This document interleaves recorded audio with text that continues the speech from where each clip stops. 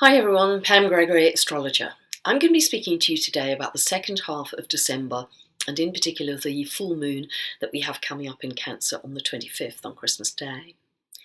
Now we have two very strong aspects in the background. We have the Uranus-Pluto square, which has been going on for so long, which is becoming more exact as we move through this month. And I'll be coming back to talk in more detail about that Uranus-Pluto square, but we also have the Saturn-Neptune square. Now this Saturn-Neptune square we'll have for most of 2016, up until around September. And it has many possible manifestations. One set of manifestations I've talked about is that Saturn represents walls and borders and boundaries, territorial divisions, and Sagittarius represents foreigners and migrants. Neptune, particularly when in Pisces, can represent the homeless, the destitute, the refugees. It also represents, in myth, Neptune is Lord of the Sea. So those migrants and refugees who've been lost at sea, drowned at sea, very much connected tragically with this symbolism. In another sense, Saturn represents the tangible. So it's very linked to 3D, the three-dimensional world, if you like, things we can easily see and touch. Whereas Neptune is really to do with light and frequency. It's the planet of unconditional love. It's the planet of spirituality. And that for me is very much fifth dimensional reality.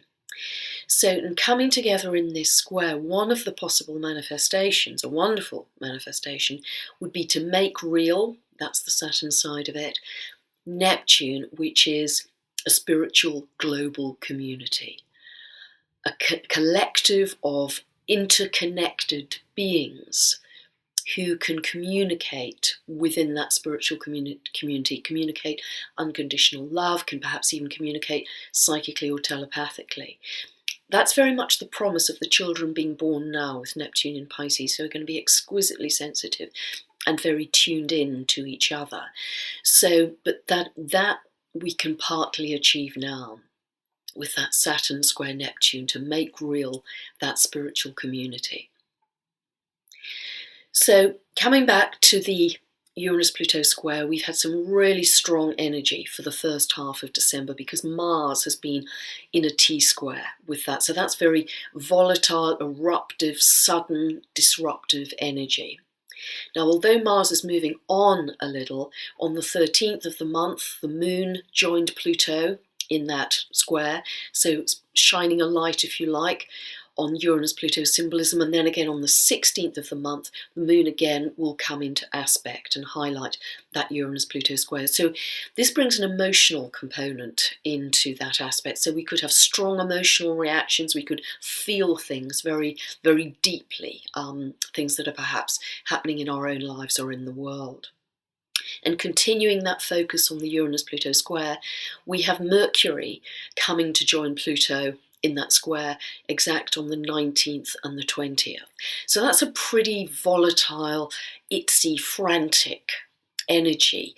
Our nerves may be a little frayed, or we may say things kind of faster than our mind can catch them. And also at the same time on the 19th and 20th, we have the moon in Aries, which is linked to assertiveness as well, but possibly even anger. So running up in this pre-Christmas period, don't get caught up in any frenzy, if you like. Try and keep calm, try and meditate, try and find your own peace. And we've got a beautiful opportunity for that because we have the winter solstice happening. It happens on the 21st of December at 8:47 p.m. Pacific, and then it happens 4:47 a.m. on the 22nd UK time. Now, portals solstices can act as portals. The ancient peoples believed that we could receive high-level information at these times, and certainly we know that the electromagnetic field of the Earth changes substantially for the few days before and after the solstice. So it's an opportunity for us to really tune in and also set intentions for the next 3 months.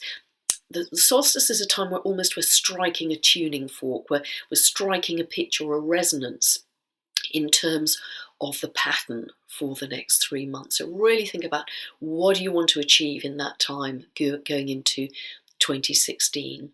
But it's potentially a wonderful opportunity to meditate and perhaps diffuse some of those more volatile energies which could be distracting you in that run up to Christmas. Then on Christmas Day, on the 25th of December at 3:11 a.m. Pacific and 11:11 a.m. UK time, we have a full moon at 3:19 of Cancer. So this is likely to be full of emotion, because a full moon always brings emotion to the fore, particularly when it's in a sensitive water sign like Cancer, which is very connected to the family. This full moon will be all the stronger because it's very close to the winter solstice, which will give more power to it. So this is going to be a very heartfelt time, a very emotional time, and let's hope that's going to be a very wonderful time with our friends and family too. So particularly if you have anything between 1 and 6 degrees of the cardinal signs, that's Aries, Cancer, Libra, Capricorn, you might really feel this new moon, because something is coming to closure, something is coming to completion at every full moon, but particularly this one, because it's a very strong full moon. It's at the end of the year, it's Christmas time, but in addition as well, the planet Uranus, which is moving incredibly slowly right through the second half of December, is actually stationary on the 25th and the 26th. And whenever a planet is stationary, its symbolism is very much emphasized. And then when it moves forward, there's a big release of energy. So Uranus, as we know, is about breaking up old stale patterns. It's about shaking us up, awakening us to become more authentic, to new ways of being and expressing. So because at this full moon, the moon is in Cancer and the sun is in Capricorn, the sign of worldly achievement, we might be thinking a lot about that balance of our personal lives, our home lives, versus how much we're achieving in the world. Is it the right balance? Or do we need to shake things up and make really quite radical, that's Uranus, quite radical changes where we can live more authentically? And it's very interesting because from that point that Uranus moves forward, all the planets are moving direct. In fact, up until the 5th of January when Mercury goes retrograde. Now, it's quite unusual to have all the planets moving direct, so it's almost as if we're given an opportunity to really move forwards quickly with this.